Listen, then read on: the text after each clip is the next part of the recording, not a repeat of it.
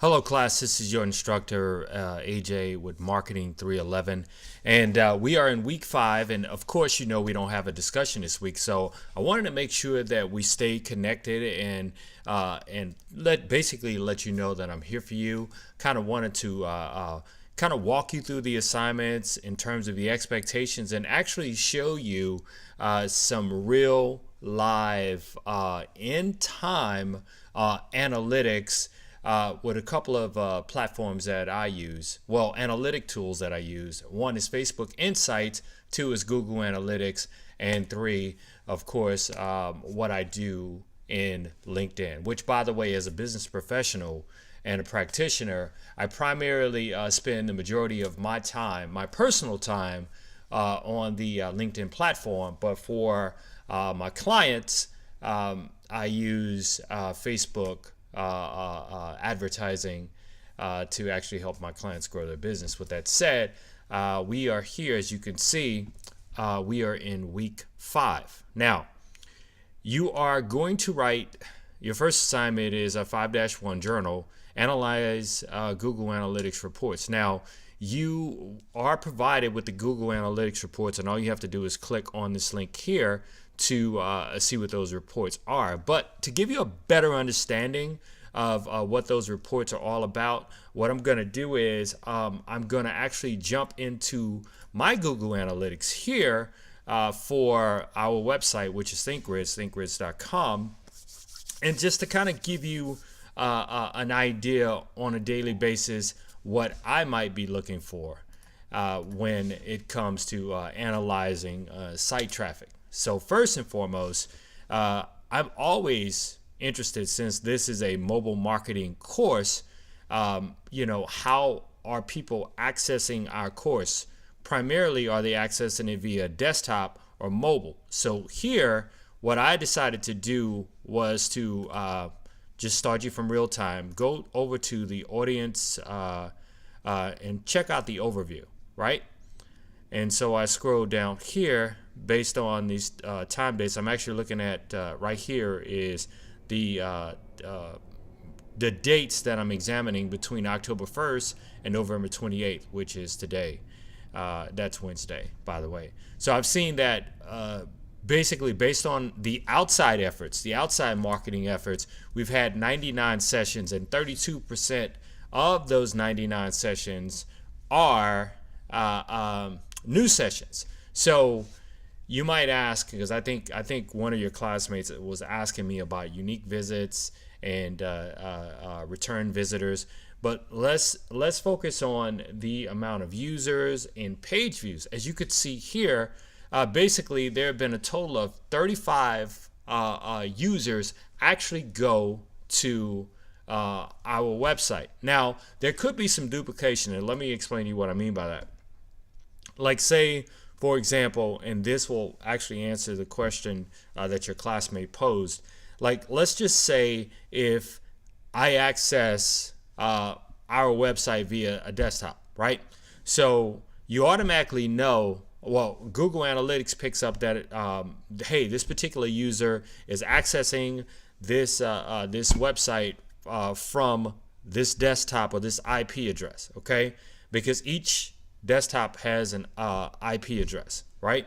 But say if I decided to go to that same website on my mobile, then it will register me, or it should register me as a new user, right? As opposed to the original user. But anyway, nonetheless, just to kind of, when you're looking at your audiences, one of the things a Google Analytics report can tell you is how many sessions, which when you kind of hover over it, it'll tell you the total sessions within a date range. A session is a period a user is actively engaged with your website, app, etc. So you really don't, if you actually get an overview of the Google Analytics report, you actually create a Google Analytics report, you'll see that you really don't have to know all the definitions, and we're really showing you analytics from a very high level. In other words, just kind of introducing you to it. If you hover over each one of these, it'll tell you exactly what those definitions are. So if you ever decide that you want to have track what's going on a particular website and use Google Analytics. If you don't always remember what each term means, just hovering over it will actually tell you. But also specifically to the question that your classmate had, it says return users and return visitors and new visitors. So of the 35 users or unique visitors to the site, 67.7% of them were returning, right? As well as, when it comes to new, 32.3% were new sessions or new users. So, like I said, since this is a mobile site, I'm going to scroll down here. I really want to see how people are accessing the site from mobile. So I can scroll down to mobile and I click overview, and I see that 28 sessions, right, of people that are accessing our site came from mobile, right? So I can even go down and break it deeper to see which devices. Remember we were talking about platforms? Okay, I can see Samsung Galaxy 8, iPhone, Samsung Galaxy 6, S6, LG, and a Galaxy 7. So we have a variety of users accessing our website from different mobile devices. And of course, the platform that they're using is, and I know there's been some and I gave it to you in your feedback, there's been some like confusion when it comes to platforms, but when we're talking about the Android platform and we're talking about the iOS, which is Apple platform. Here, if it's an iPhone number 2, then you clearly know that they're accessing the website via the iOS platform, or Samsung, which is Android, uses the Android platform to operate. So then you know they're accessing it from the Android. So that's just a little bit on just give you an idea, honestly, of what you should be thinking about when it comes to viewing Google Analytics. But let me hop on over here to Facebook. Now, Facebook's analytics, they call their analytics insights, right? So here is our page. So all I would do if I wanted to see what a particular post or something I post, how many people it was reaching, I would just simply click on insights, right? And as you could tell, I only had 3 page views between this date and this date. To be quite honest with you, other than doing work for our clients, I really spend a lot of time on Facebook. But the things that I have posted, you can see, for example, one of my more popular videos is 3 tips to thrive in the age of Amazon. So you can see this particular post reached over 3,000 people. I didn't target anyone specific. I'm not going to spend a whole lot of time in Facebook. All right, so jumping back over to the assignment here.